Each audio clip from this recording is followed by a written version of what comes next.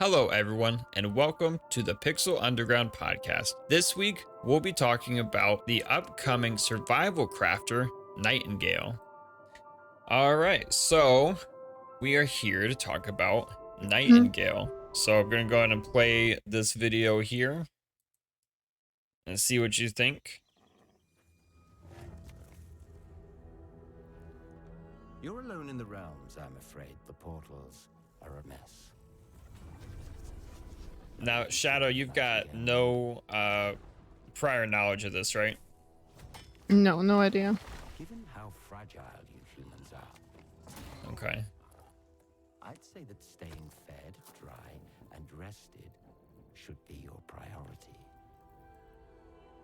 If the portal arch is inactive, you'll need to make realm cards from rare resources. Once you have realm cards, you can activate the portal. Beware, though. Foul things lurk in the interrealmic void, waiting to get in. Be ready with your axe pick.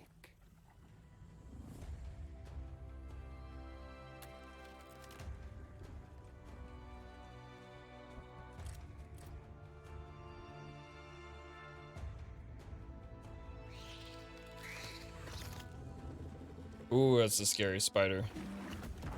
Yeah, it was. Dude, you see that big monster? I hate spiders. Yeah, me too. They work good in games, though. Dude, that's a good looking rifle. We gotta watch a video about the cards after this because the cards are kind of crazy. But you see, you can build a Okay. base and everything. If these shadows have offended, think but this. It's creepy as all hell. Oh, and all yeah. offended. Okay, so let's first discuss this before we move on to the cards. Okay. So, what'd you think? Okay, so as I told you before, I don't normally judge games based on trailers Mhm. because those can be highly what's the word I'm looking for? Highly misleading. Oh, yeah, that's true. So, in this case, visually, it looks fairly okay-ish. I think I would have to see the how the actual game like runs on the at 60 FPS maximum settings on my computer to judge that. Well, right. The Um. the purpose, I think, of me always wanting to look at the trailer first is just to see what the general idea is. Because if I see the Mhm. trailer and I go, that's a stupid idea, then I'm not going any further. You know what I mean? Well, to be honest with you, there were games that I watched a trailer and I was highly skeptical of the game, Right? and I ended up playing them and I ended up loving them. Some of the games that I totally did not expect to like, I liked. Like Divinity Original Sin 2, for example. My Ooh, I love that one. initial attitude towards the game was highly skeptical. Horizon Zero Dawn, my initial opinion of the game going in was slightly skeptical because I remember seeing it at PAX South a while ago. uh, Whatever the year Monster Hunter released as well. But anyway, so I saw it there and I'm like, oh my god, this game is like everywhere. But then I got curious about it when I was looking at buying PS4. Actually, I bought PS4 for a controller alone, but then I thought, might as well get it. And I mean, we have PS3 at home, so. And my PS4 came with 3 games with God of War, Horizon Zero Dawn, and The Last of Us 1. And I played Horizon, I started playing Horizon, I fell in love with that game. That game is so good. Yeah, I remember you Um, telling me about it. I still haven't. I still haven't I tried it. am, I am, I'm biasly obsessed with it. I'm playing Forbidden West. I sometimes like, oh, I hate going to bed, but I have to. Yeah, man, it's So been a while anyway, since I was like so that. so I usually try to keep an open mind. It's just in some cases I am rather more radical towards the game, like with previous ones, Skull and Bones, just because it's Ubisoft, just because I know what they're doing, just because the game has been in development for so long, it looks like crap. So I was a little more radical, but sometimes I'm kind of open minded towards games. I do like the art and everything I've seen, more or less. I like the art of cards, and the game kind of gives me Far Cry vibes to them because it's first person, semi survival. Well, at least Far Cry Primal was. It's Primal with guns. Right. um, but the only aspect I do not like is survival. I am horrible at survival games, base building games, survival games. I'm just not good at them. I either die a lot and I lose everything, or I just get bored.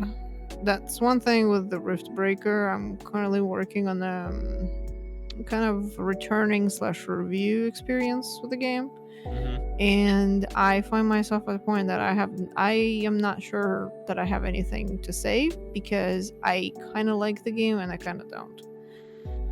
So that being said, I have similar reservations with this game as Okay. like at a glance, is because it has that survival aspect and I'm trash at survival games. So Right. I'm like completely the opposite as far as I I'm not great with surviving, but I like those types of games because I get obsessed with base building. That's kind of my thing. I've always been really into anything that lets me design or decorate in a game. So like in Final Fantasy 14 housing, I spent hours and hours and hours decorating my house.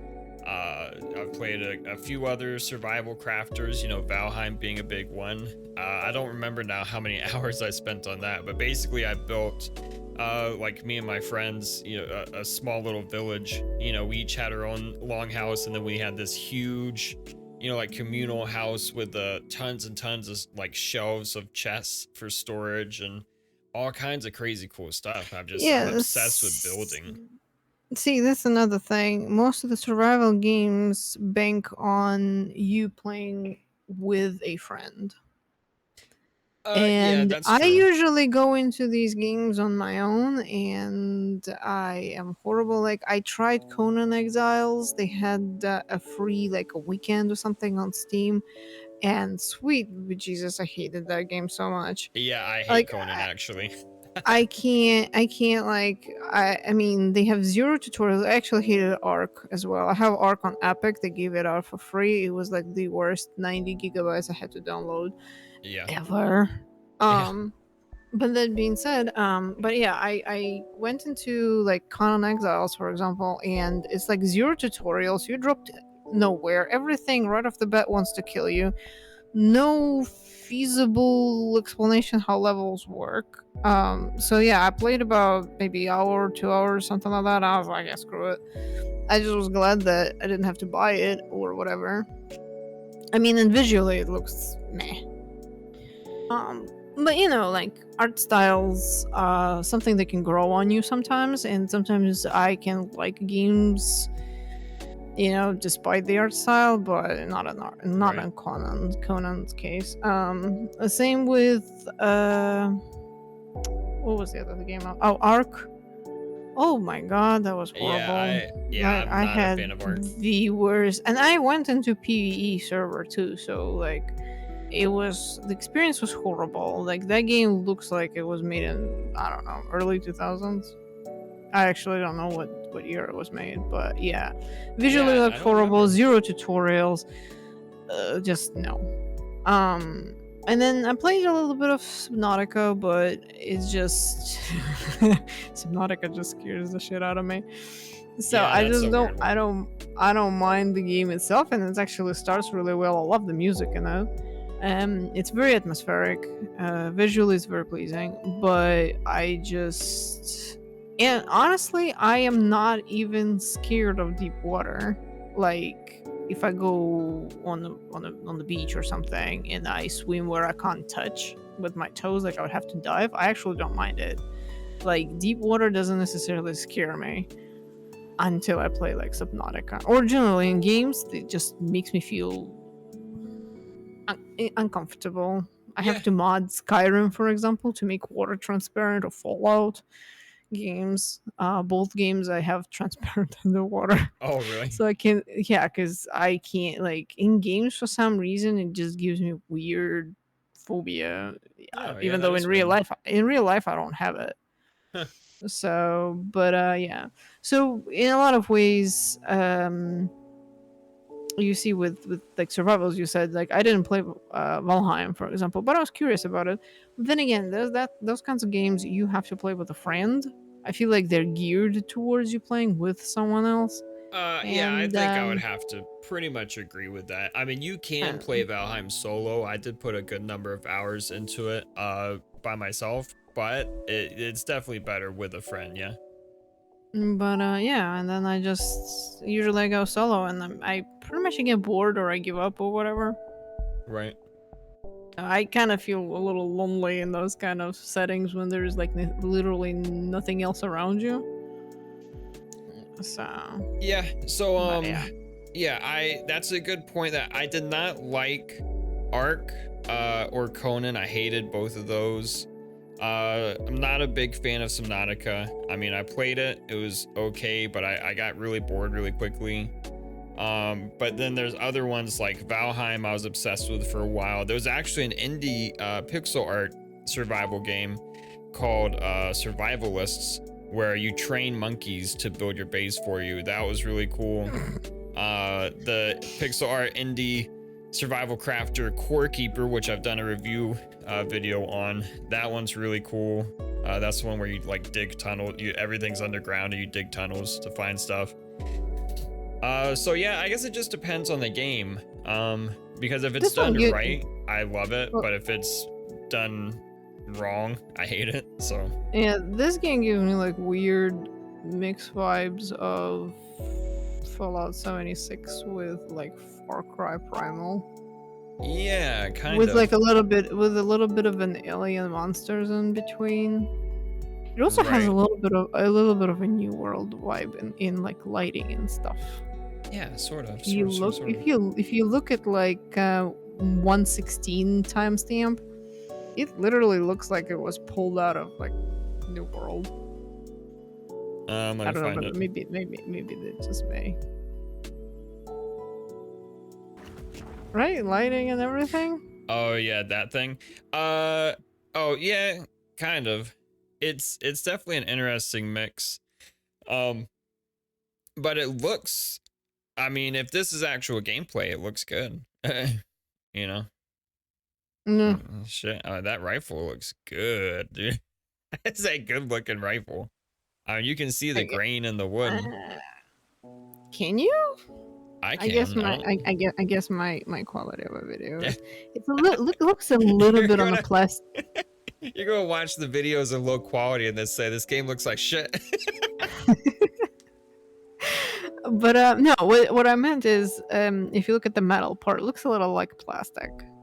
Kind of. It's just it needs a little bit of. It needs a little bit of grunge on it, I think. Oh yeah, that could. It does look very, very clean. So that that's what I'm saying. It needs a little bit of. Yeah, it needs a little bit more grunge on it to make it a little bit metal looking like. But I don't know. It's just me. Yeah, that's fair. What else are we watching? Oh, they've only got 2. You said something about on cards. the official channel, so I gotta find the cards video. Let's see. Okay, Force Gaming did one. First revealed last December at the Game Awards. What is it, Nightingale? Yeah, let me just search Nightingale cards because I don't want to watch this whole Realms cards. Yeah. Which one? Let's see. The problem is that the Nightingale channel hasn't put anything else out, except for like that one, or they did the reveal trailer and then that one that we just watched. So pretty much anything else we watch is gonna be like someone else's video. But let's see.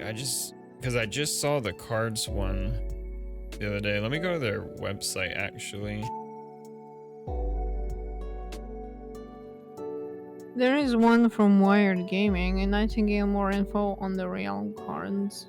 Oh, it's Wired. Realm cards could add up to 100 hours of gameplay. So if you go to their website, you get the gameplay trailer. Where is the cards? Okay, I thought I had more on there. Yeah, I'll go have to watch just somebody else's video probably. Hope they don't mind. Well, they have the like an article. We can look at an article. Goes Realm cards endless adventure across the Fate realms on their website, right at the bottom.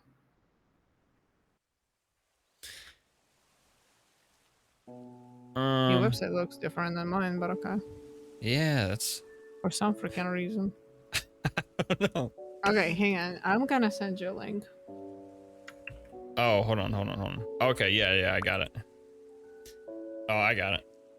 Okay. Okay. I do like the art though. Yeah, the realm cards are cool. It reminds me of the cards in Dragon Age Inquisition that I'm like, I kind of want them in physical form. So I'm almost tempted to like draw my own cards that are themed after what do you call it?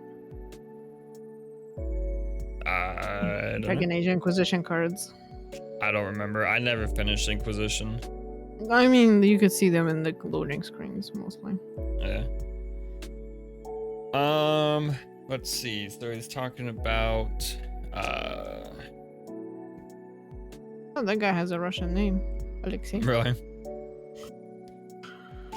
Alexei Peppers explains how Realm cards open a portal to non-stop surprise and discovery through player influence procedurally generated realms. So it's like an endless loop, essentially.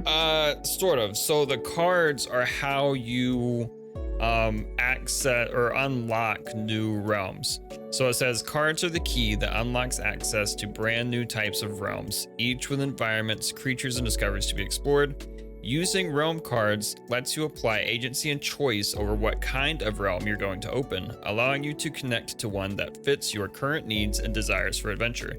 So basically, you craft the cards, and depending on what materials you use, determines what type of card you craft. And then you take that card to a portal and you open a realm with it. So it's almost like crafting a world. It's just in the shape of a card. It's like a really cool idea. Opening a portal and Nightingale is no small feat, and to transition an inert portal arch into an active gateway to another realm, you'll need to provide direction and focus using realm cards. Exploring the realms and acquiring magical ingredients will allow you to learn recipes and craft new realm cards, and when you're ready for adventure, you will select a limited number of cards to play in combination. This combination is what will dial you in to which out of the many possible realms within the Fey universe you are headed to next. Okay, so I'm wondering... here's the question though. Is it gonna be like within the progression of the game, or is it gonna be in the game? Because if it's anything like Tiny Tina's Wonderlands, it's gonna get boring and fast, and especially if there is no like goal in sight for why you're doing this. Yeah, I'm not sure what the goals are, but I don't know if there's going to be any kind of linearity to this. So like if I was to compare it to Valheim, you sort of had a linear goal in that you needed to beat bosses, and each boss is like more difficult than the last boss. So it's, you find a certain type of material, you make armor weapons out of it, you beat a boss. Once you beat that boss, then you get a skill that lets you go to a new area, that lets you find better materials, which lets you get better gear, which lets you beat the next boss, etc. And you kind of go in that game loop, right? So it could be Mhm. something like that. And it could be it. Now, my question from reading this is, are there a set number of predetermined or like pre-created realms, or are they procedurally generated and depending on what cards you play? Because say Depends there's on it like depends how you define procedurally generated. uh procedurally generated would be like, say if you played a certain number of cards that, like the one they show says desert. So say if each card had a biome and you say I need a desert for a type of material and I need some woods for like a forest for a type of material. So say you just say I need desert and woods, will it procedurally generate a realm that has desert and woods, or will it say, well, this realm has both those things, so we'll take you here? Because I'm not sure that it says it in here. I haven't Well, seen here it. that's the thing. This is what I'm wondering. Like, uh, if we are to compare it to Chaos Dungeons or Chaos Chambers in Tiny Tina's, you would have multiple encounters. Like, you would have an encounter and then you finish it, you go through a portal to another encounter. And each encounter, they're all procedurally generated, so, like, they're random. Right. And you fight random enemies in them. So, and then in random locations, one can be set in the forest, another can be set on the beach, third one can be set somewhere in the desert, whatever. So here's the thing: like when you create that portal, is it like that? Is it like you enter the first zone and then you go through a portal to the next zone, or do you create like an entire map of some kind? How long that map stays up? Um, like it's a lot of questions. Like how these realms function. Like there needs to be Right. more to it Well, let because me there's a read the lot. next paragraph. Um, and I think that'll help a little bit. That guy is wearing snazzy pants, by the way. Yeah. Some cards will have a major effect on the environment of your destination, with all the corresponding variety you'd expect in the flora and fauna calling that realm home. Others will have more specific impacts on aspects of the realm, such as the weather you'll endure, which in turn may have knock-on effects, such as how creatures behave or what plants thrive. Will your realm be overrun with dangerous creatures? Be a tranquil place to catch your breath? Will it be filled with abundant natural resources, or scattered with the ruins and remains of previous explorers? Dark and battered by storms, or clear and lit up by strange celestial bodies? These are the kinds of details you will be able to explore by experimenting with and learning what impact realm cards have. We want our players to think of the realm cards as a gateway to discovering endless adventures within the world of Nightingale. So that to me That makes it explains sound very like, little. well, it sounds to me like like it is procedurally generated based on the combination of cards that you play. It sounds like each card is just like one aspect, and depending on how you mix them, is going to create entirely new places. It would Yeah. be cool if that, say, you take desert, forest, and the bog, right? Mhm. And it would be cool if the cards created a map similar to what guiding lands are in Monster Hunter World. Because guiding lands essentially is one big map with the four biomes that you encounter in the game. So you have the Right. forest, you have no, not four, I'm lying, there's more. So they have the forest, all the previous biomes that you experience in the game, they have it all in one map, and you just use that to use special lures to like determine what spawns on your map essentially. Right. So I'm kind of curious if that's how it's gonna work. So say you put like three cards together, right, of different biomes, Mhm. if they're gonna create just one map that combines them all in one way or the other. That would be actually a pretty cool, neat Uh, idea. yeah, that's what it sounds like. Because when you go to create a realm or a portal to a realm, your whatever cards you use, that's all going into one realm. And then not only does each of those cards have an effect on that realm, but they also affect each other. So it was saying, like, say a realm was going to have one type of plant, but you used a card that affected the weather, and then that weather affected the types of plants. That was like the specific example that they have here. And I think that sounds amazing because um I don't know how many different types of cards they have, but it sounds like there could be a damn near endless combination, you know? Do you know if there is any shape or form of story attached to all of this? I have no idea yet. I I'm, think I'm I think it's one of those curious. games where there's like a general overarching story, but the main aspect is just to explore and survive and build and, you know, uh, I'm kind of curious if there is a story because it kind of gives me. Also, I kind of thought I was looking at the screenshot. It kind of gives me, for some reason, Bioshock yeah. vibes. Oh, it does say on here. I just saw it does say that it's procedurally generated. Yeah, I was gonna say that. Yeah, they did mention it, but it all depends on how you define procedurally generated.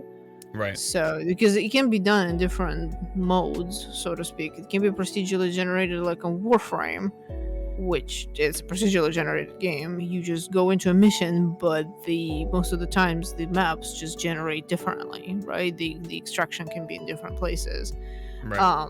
Or it's more like, but you go into one mission, you finish it, and that's it, right? And you just extract and you're on your way somewhere else. Or if it's procedurally generated, like I said, with Tiny Tina, where you have a series of maps in one huge mission that are generated, because Tiny Tina's generates like 3 levels, a mini boss, another 3 levels, which 3 levels I mean 3 separate encounters, and then something else, and then I think then a boss. I don't remember the order, but point is, they have like 8 or 9 different encounters in one huge. Like if you go in, that's it. You're committing to those 10 or 9 or whatever. So I'm kind of curious what they mean by procedurally generated, or you just create a map that you just have no time limit to traverse. But then questions are, if you log out being in that map, will it put you in a kind of menu and then you lose that map, or do No, you stay because in it? they've said that basically whenever you find a map that you like, you can just stay there and build a base there. So I think once you open a portal, I think it just stays open. Can you go back? From yeah, from what I understand. But Uh, that's what I'm saying. Like they're a little bit vague on the descriptions here. It's because a lot more goes into it, and they are not talking about it. So that I yeah, have questions on it. right. Well, But then I and like to here, nitpick on stuff. right. So right here they say, from a creative standpoint, Realm cards have allowed us as a team to explore the potential of what player-influenced, procedurally generated environments can bring to the survival crafting genre. We wanted to give players the excitement of a freshly generated world without having to start a new game, and to find a balance where you could be surprised by what you find on the other side of the portal, but you're not at the whims of pure randomness. The big question in procedural generation now isn't how to make tons and tons of content, it's how to make that content fun and meaningful. We hope that letting you play a role in what experience is generated from realm to realm will be a new way for you to apply your own meaning and sense of fun to every realm you explore. That made me think of No Man's Sky. The way I they was said, actually thinking about that too. really, I've because never when he played the said, game. yeah, when they said tons and tons of content, well, if you play No Man's Sky, you could explore planets for years and never see them all. But a lot of those planets are, they're empty. It's a procedurally generated environment, but there's nothing really to do there except look You played around, the game, gather. right? Oh yeah, I put a lot of hours into that.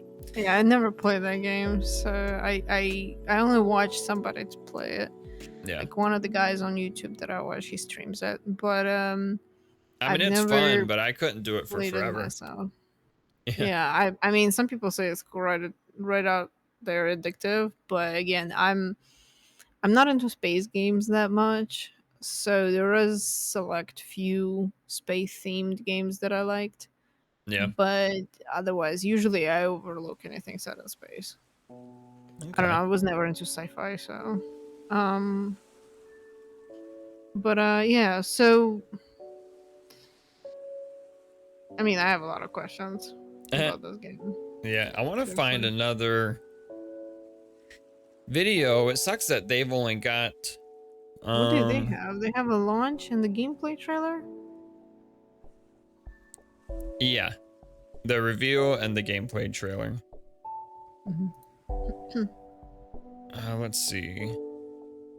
I'm just hoping that this game will not be a disjointed combination of different styles that make no freaking sense, like New World does it. They throw everything art wise into their game, and it just makes a much bunch of stuff. And I'm like, where are you going with all of this? So most like New World has the ugliest cash shop I've ever seen. By the way. Yeah, dude, for real, I hate that cash shot. All their outfits are stupid. When I started playing that game, I was like, ooh, let's look at the cash shot. Because, you know, I'm like an outfit addict. And I looked at their outfits. I was like, well, don't gotta worry about blowing money in here. But I thought that we would get over that, you know, after. Oh, did you close something? Like the screen disappeared. Oh, I put it on the YouTube video that we were gonna watch earlier. I got the Force Gaming video up. All I see is your avatar. Okay, hold on. I'm just gonna send you the link. So we're gonna watch this one, and Okay. it should explain. Now this is Force Gaming video, so Yeah, your video just goes out every so often. I don't know if maybe it's my internet. yeah, maybe. First revealed last December at the Game Awards, So, okay. Nightingale is a brand new shared world multiplayer survival crafting game set in what they call a rich gas lamp fantasy world. Now, this is the first title being made by Inflection Games, a studio consisting of ex-BioWare devs and led by Aaron Flynn, who wasn't. So ex Ooh. BioWare devs is a good thing. Damn. It's a very good thing. Oh, wait a minute. Hold on. So it's gonna be a BioWare essentially game with no story to it. Well, there is a story, I'm sure. I just don't really know what it is, other than we gotta go from realm to realm. Maybe somebody else knows more about this story. Well, I mean, usually, you know, like if you look at the BioWare games, they're all narrative, story rich Yeah. kind of games. Yeah, for sure. Like totally So narrative driven. this game not being narratively driven from BioWare is A, weird, and B, that was the case with Anthem. Okay. So now I'm worried. Oh no. Okay. involved in the production of many BioWare classics, from Baldur's Gate and Knights of the Old Republic to Dragon Age and Mass Effect. They've said that they're looking Mass to Effect take was really many good. of the RPG and world-building lessons that were learned in those games and bring them into the survival genre. Now, Nightingale was one of the games that most caught my attention at last year's Game Awards, so I was pleased when they Look at that reached giant. out, offering a behind-the-scenes peek at what they've got in the works. I got to learn a lot more about the game, along with some brand new systems, which I'll be sharing with you here today. So thank you to Inflection Games for giving me this opportunity, for sponsoring today's video, and let's just get right into it. What is Nightingale? So let's go ahead and start with the basics. This is a It's almost like steampunk. I kind of hate seeing what they're wearing. That means about Oh, really? everything that you Well, will that's do what I'm saying. And then, venture out, and then they show exploring the wilderness, bogs, and I'm gathering like, basic you will not go materials to that the let you bog in craft that dress. material items, True. tools, and weapons. Then They're you'll calling use it those gas to lamp, harvest but better it's materials almost and like craft better steampunk. items, tools, and weapons, pushing Yeah, it out into is kind of increasingly steampunk dangerous Victorian territory, kind of fending off style. deadly wildlife Yeah. and creatures, and constructing your very own base of operations. Ooh, I This can't wait is to do more that. or less the overall gist with many survival That looks crafting cool. games. It's Wow. little nuances that set each of them apart. So what is it that's unique about Nightingale? Let's dive into some of that. For one, just the world itself. This Victorian gas lamp fantasy setting is full of ambient life, eldritch creatures, and a wide variety Fancy of detailed, mask. unique environments that Ooh, they that looks call good. realms. World building is said to be really important and a big focus of Nightingale. They are aiming to create a living, breathing space that players want to spend time in, changing up the formula of gameplay from what many on the team worked on in BioWare games. With They that definitely new need to work on survival metal crafting spin, textures. they've really spent a lot of time looking yeah. at other games That in that the that genre X and trying looked to learn plastic. what works and what doesn't, and they hope to take those Yeah, that's lessons fair. into here, but then also add that extra layer of world building, of lore, of history to the game. That's really what they feel is their strong suit, coming from that BioWare background. Now, your main drive in the game, apart from survival, is to get back to this mythical city of Nightingale. The world is made up of parallel universes with a never-ending series of realms. We play as realm walkers, traveling between these via these portals, these ancient structures that will be transporting us to places like the Feywild Forest, the harrowing swamps, shimmering deserts, and shadowy jungles, just to name a few. Every realm will have its own unique visual appearance, landscape, plant and animal life, as well as Okay, so I just want to stop real quick and say, the way he described that made it sound like there's going to be basically one big overarching story, which is you're trying to get back to the main city, and then the rest of the narrative is basically going to be lore and history, which I would guess you'll probably find things around the world. You know how games sometimes they deliver like lore and like story narrative and stuff through like books that you find or like monuments and stuff like Yeah, that. it's like Division does it. Right. So Or it did sounds it, I kind of should like say. it would be something like that instead of necessarily being a story like go here and do this quest. More of I just having that. actually wouldn't mind. See, I wouldn't mind a story delivery like Division did it. Right. A lot of people who will play Division 1 specifically, because 2 like literally is crap. If people play Division 1, you have to play detective a little bit when you find different pieces of what happened, like recordings or echoes or what have you, and you piece them together to put out an understanding of the timeline of what happened. And then if you blaze through the game and you don't really explore and you don't really gather or listen or what have you to different data that you gather, the story will go right over your head. Right. But I personally, I don't even want to admit to myself how much time I spent in Division One gathering everything. I'm still missing like 2 pieces from Vanguard's notes, but he had 2 different diaries, and one of them I'm missing 2 recordings of that.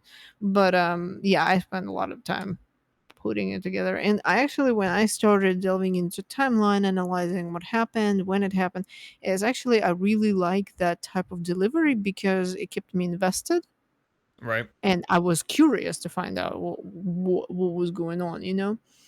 Mm-hmm. So if they do the same thing in this game, it would actually be pretty dope as long as they keep it interesting. Oh yeah, for sure. Because when sometimes you can just make a game and it's just gonna be dull as all hell. Yeah, it's So, and possible. I think it's partly why I liked Horizon Zero Dawn because aside from them, but they did it a little bit differently. So they tell you a story, right? Mm-hmm. You follow these footsteps and whatnot, but you get to scan different notes as well. You get to scan different audio recordings or flat out cutscenes playing out for you, and you put together also a story of what happened that before. Right. I don't know if I don't know if I'm going to be spoiling much to you here, but yes, you essentially explore what happened, what happened to the world before, like how the world came to be, the one that Aloy lives in. And you find all these recordings, you find different like emails, messages, and whatnot, and you kind of piece it together. And that's when I started getting curious about the game.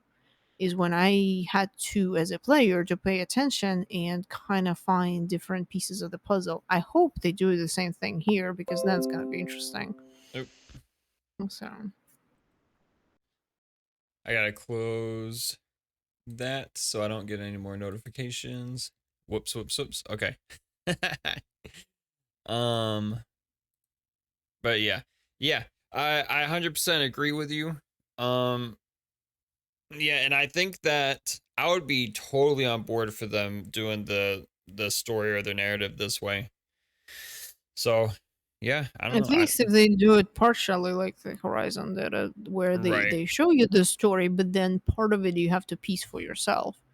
Or I wouldn't mind really if they just throw me into, like, not throw me into the world, but they lead me in the story in a lesser capacity, but they give me lots of clues to follow in order for me to piece the, you know, the story behind it.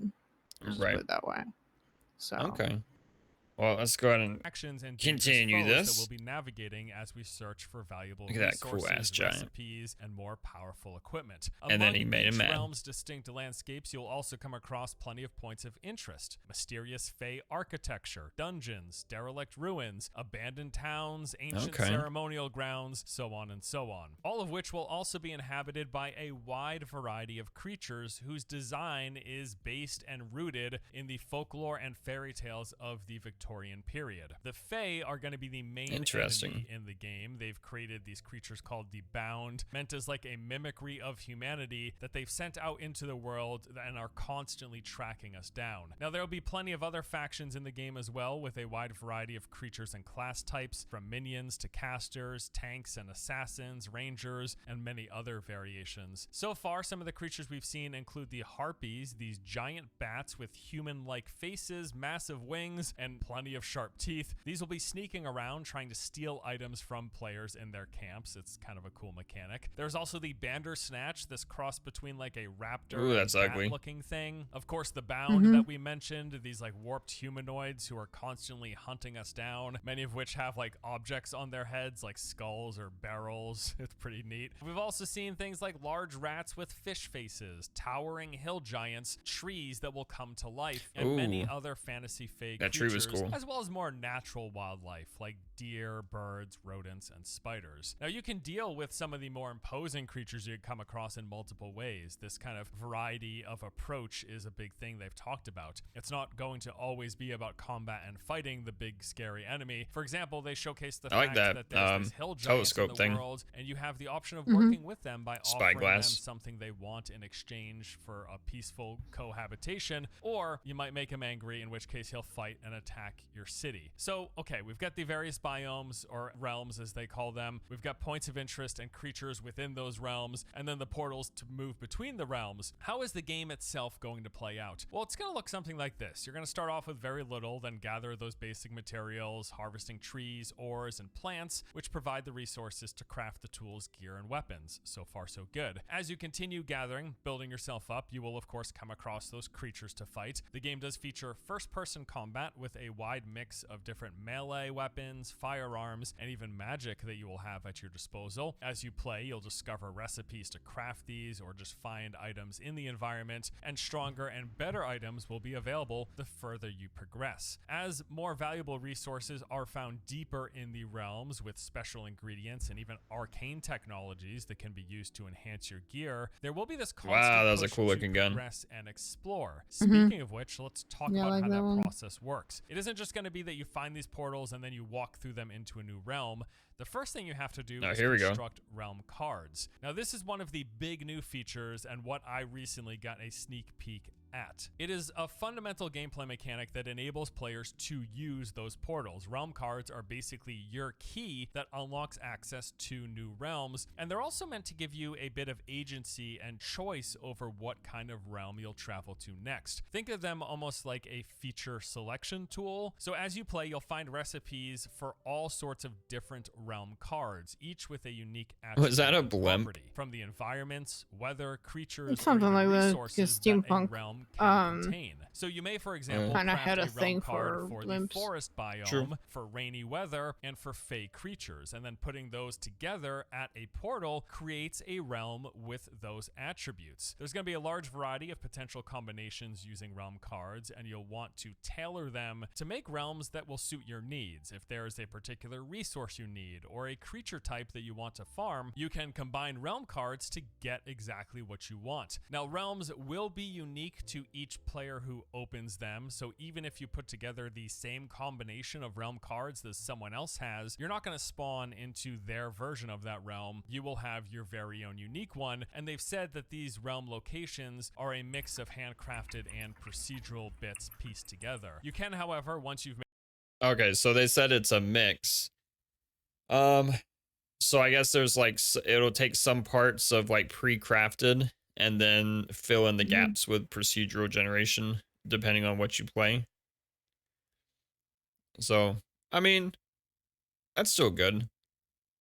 And actually, I think that might be better because if it's only procedural generation, you end up, like I said, with something like No Man's Sky, where it's very, very limited, very dead. There's nothing really there. It's just like each planet's different, but once you've explored for about 5 minutes, okay, now you've seen the whole planet. You know what I mean?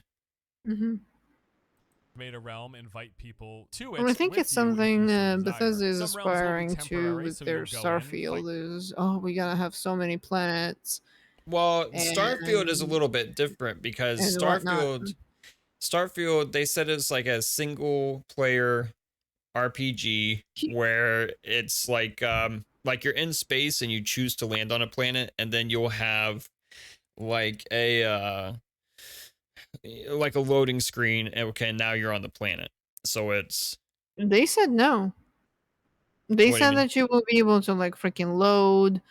Like you will land your ship and whatnot. That's all is gonna be um that it's all gonna be like in one open world or whatever. I'm telling you, it's gonna be. I get the feeling it's gonna be asteroid size of disaster. Yeah, we're gonna have to do a Mhm. podcast episode on that for Oh my sure. god! Don't get me started. That's gonna be a good one. All right, let's. But yeah. So um basically I don't know where I was going with that. I lost my thought. Shut up, train of thought. Okay, Let's well, finish the video. yeah, we'll finish the resources video. and loot, and then when you leave, it will close for good. Other realms, however, will persist as you keep exploring, allowing you to revisit them at a later date. They have said that they're going to go into more detail on exactly how this works, which That looks realms cool. are going to be temporary or persistent, and why, and we'll be learning more about that sometime in the future. Now, I did ask Those them portals in remind me of concern portals this, from if World of biomes Warcraft. are going to be Yeah. locked behind progression. Well, and he like, for answered your example, question will on you only come across the he said snowy some or realms will mountain be biome temporary and after some you've will be progressed your persistent. character to a certain point. I hope they tell said you in that advance. biomes Yeah. or the ingredients for crafting realm cards aren't necessarily locked behind progression gates. However, traveling deeper into the realms may require more skill and experience, so there is an optimal path for players, which makes it I'm sound also like there I'm will also be curious easier and if this harder game is biomes, gonna and be while you peer can to technically peer go or to the how's harder the biomes co-op early, gonna that might play be into much more it. difficult for you if you haven't Yeah, Because if that's it's gonna be yeah. peer to power, if you peer, haven't made it your might gear sometimes good enough or be just gotten strong enough or problematic skilled because enough if at that the point. host has Okay, bad so we'll be doing internet. all the survival stuff, Oh yeah, that's gathering, true. crafting, fighting, And then making realm cards, additionally, traveling to new realms, building ourselves up, and pushing deeper and deeper you as build the we search base, for the say city in of co-op, Nightingale. right? What So else? you Well, and the I game build the also base. includes things like a robust Um, construction system. Although we haven't seen much as of how is yet, it gonna we be do know that you shared? can Like if it's design gonna and will be construct just on estates, your towns, and end, and farms then from a variety so of like styles if and you tile play sets. From some of the B-roll, we've seen players why do I building keep quite saying a Division? substantial looking Divinity mini Original city. You'll Sin be building up home 2, bases, and like this is absolutely going to be something you're going to be you spending a lot of time cannot on. You'll access also if be able to I'm upgrade joining and your customize game these and structures. you're not online. I cannot access that character. I think. There was some Right. kind of limitation about that.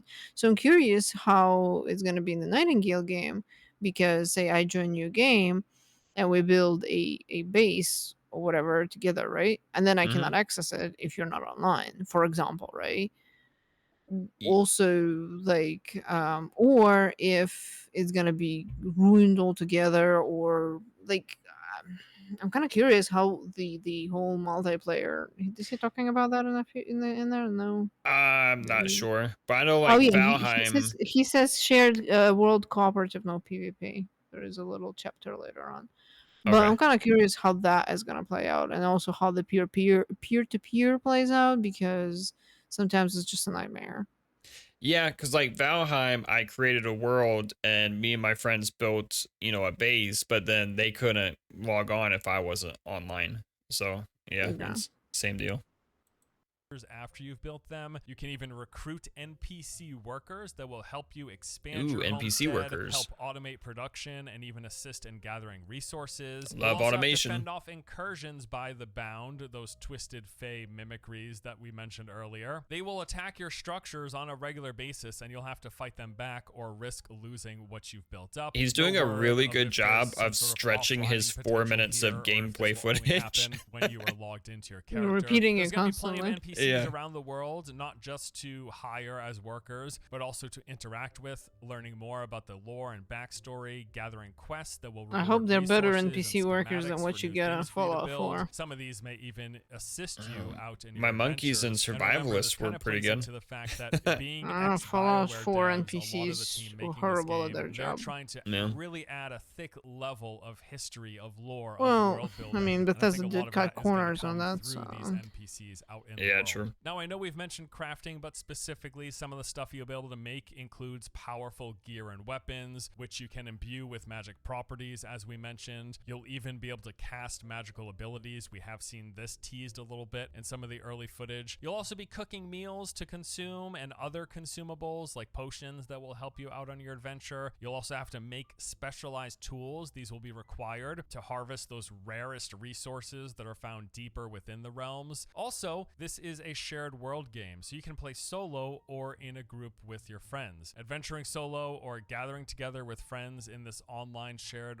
world, you'll be able to combine your strengths, your skills, and your resources to try to build up your empire and make things better. And you'll also work together to build estates. You can construct buildings as a team, and you will have to work with your teammates as well to face off some of the more colossal apex creatures that are found in the deeper and deeper realms. And then the final big thing that I do want to mention here, if you're unaware, this is a co-op PvE focused game, not a PvP game. This is not a PvP survival game. It's really more about adventuring, exploring, and surviving with people, not against people. Okay, That's so good. those are the fundamentals of Nightingale. When can we expect to play it? Well, they are planning to enter early access later this year, currently targeting a Q4 release. They will also be running playtest ahead of time, which you can register for on their website, and they'll be sending out invites to pools of players over time based on a variety of parameters. It's launching on PC exclusively. It's coming to Steam early access first, and from their early access Q&A, we learned a little bit more about what to expect and the timeline, how long they plan to be in early access. They say that they're targeting 9 to 12 months. However, they don't want to set a hard cap. They'll keep it in early access as long as it needs to be until the game is Well, does early ready. access really matter anymore? Launching with, their expectation is that they will be having season 1 Depends on content the fully devs' available, a intentions. multitude of realms to explore 'Cause, across like, several biome types, including the forest and the some desert, devs a will large definitely variety of creatures release to hunt, from games. small Like, rabbits I to trust imposing Larian, apex for creatures. There example, will be to comprehensive release the Baldur's Gate 3, for Right. example, right? And then, but some devs, I don't know. Some games have spent so much time in early access, you never know if they're coming out. Well, And right. early access is rather like, if depends on the thing. But if you go to what is the website, um, Kickstarter, like a lot of that shit is some of it goes to early access, but it never leaves it. And people just the devs just take the money and gone. So I am leery about buying games in early access unless I absolutely know that the devs that will be working on it So I have quite a few games from early access, but like Yeah, it's Last Epoch, for almost example.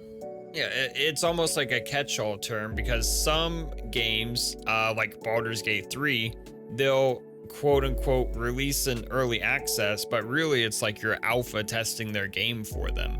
And not only are you testing it for them, you're paying full price to do it. That one really pissed me Well, off. yeah, but at least you know that first of all, Larian Studios will release a game, and second Yeah, of eventually, all, true. Larian also releases top-notch kind of quality games. Like both Divinity Original Sins are really good, but both of Yeah, them, or at least I know for sure, the second one was released in the same manner as Baldur's Gate 3, where essentially that helped them finance the thing, but they made the game absolutely top notch. I mean, they to a point where they were unsatisfied either with the entire voicing of the game or with the huge parts of it, and they re-recorded them all anew. I mean, right. they were so dedicated to make that game, and it's a really good game. I replayed it 2-3 times, I think. Well, the fourth act was a little on the boring side, but I enjoyed the other three. I mean, they were superbly done. Yeah. So that's why I have big expectation for Baldur's Gate 3. I don't mind that being in early access, but some games, I mean, they release in early access, and I'm like, why? So what do I have? Like Potion Crafter, Alchemist Simulator. I have no idea when that leaves early access. Like some of the games that I'm not sure about them. Yeah. So maybe like first of all, I will not buy the game until it's fully released. And second Hmm. of all, I will probably end up seeing previews for this game, for Nightingale, to see how it behaves and to see if I like it before Yeah. I actually commit my money. Well, to be honest, I'm probably going to buy it as soon as it hits early access and probably going to stream it. So then you can just check it out when I do Yeah, that. I don't know why I'm probably. so excited for this game. I like I don't survival know either. crafters if they don't focus too much on survival. I like the fact that it's not PvP. I like the fact that it's Yeah, that's a good thing. co-op PvE. I love the monsters. I like horror shows and things like that. I But don't. horror games are usually just super boring to me. Like the games, what was that one, Phasmophobia or something that people were streaming all the time? Yeah, And they're saying, I've oh, watched a couple of them. Like, I mean, some of those instances are pretty scary. well, I that's would what not play people that. say, but I thought it was so dumb and boring. I couldn't stand watching people stream that game But then because again, you have to play it with like the whole. I watched one of the streamers, Dutch Lion. He plays it sometimes with his community, and it's a lot of hilarious um, situations there Oh yeah, I'm sometimes. sure So it could be real funny, but as far as actually being like scary, I have personally haven't seen it, but I also haven't played it because it doesn't look like I would I don't enjoy like it. scary stuff, so I don't play I scary games. love scary stuff, and I love some of the monsters that they've shown for Nightingale look super creepy, I'm and I I'm can I'm see really, myself actually getting like a little scared if it's I'm creeping around in the dark and I find one of those things, you know. I'm impressionable. I cannot play games like that. Uh, well, this one might I not be for had to you. think twice getting Skyrim when I saw there are huge spiders in there. Oh my god. Yeah, Skyrim's pretty mild. I'm not capable of having like a fear sticking to me. You know when you like watch a movie and then you're scared to like go down the stairs or something? Hmm. It's that kind of fear from movies and stuff. It doesn't stick to me like that. So I Sticks to think you would me. call it like residual fear or something like that. Like I won't have nightmares or anything like that. So I will. maybe that's why I like scary I stuff so much. Funny enough, I will have nightmares if the scary movie involves people. But I am totally cool with watching like shark ripping a person in halves. Hey. Because I know that a shark will not get me anytime soon. But Yeah. the person might. Yeah. Well, I'm as pretty long as you sure don't my go cats are swimming in losing the it. ocean. My But cats are losing it downstairs. oh no. All right. So my general consensus, I'm buying it immediately the moment they say it's in early access, and yours is to You gotta watch cautiously yourself suffer. watch. Yeah. And You then gotta see. watch yourself suffer. But you're not like super opposed to it, right? Except for that it's a I'm little bit not super scary. opposed to it, other than a little bit of a scare factor in it. A bit being early access, because I have no idea what to expect from those devs. And I just overall I'm on the fence about the survival aspect, just because I'm shit in survival games. Okay. Well, hopefully they don't So- focus too much on like eating, drinking. You know, that stuff. I like when it's a little bit of pressure in the beginning and then eventually just kind of, you know, once you level up or whatever you do, eventually kind of becomes backdrop. Like, oh yeah, let me eat a few times and then I'll be good for like an hour.